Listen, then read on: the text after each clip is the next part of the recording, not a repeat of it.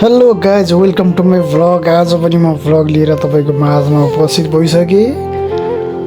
यो चाहिँ ठ्याक्कै गोदावरी पार्क हो। गोदावरीको जङ्गल एकदमै राम्रो छ, रमणीय छ।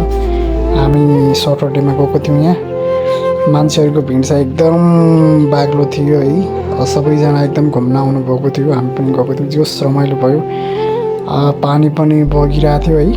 अनि उतापट्टि काठको पुलहरू थियो। म यसो भ्लग बनाउँदै थिएँ होइन।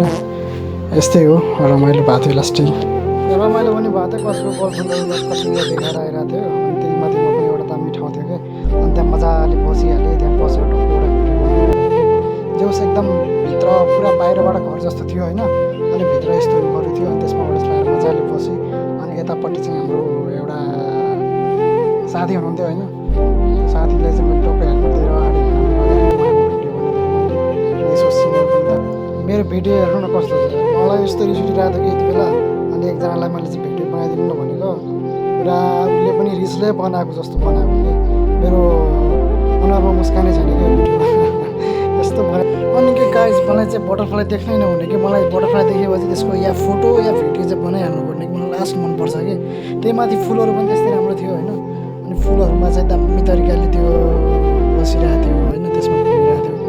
लगभग बनाएँ, मैले त्यसको भिडियो बनाएँ। अनि दामी लाग्यो फुलहरू।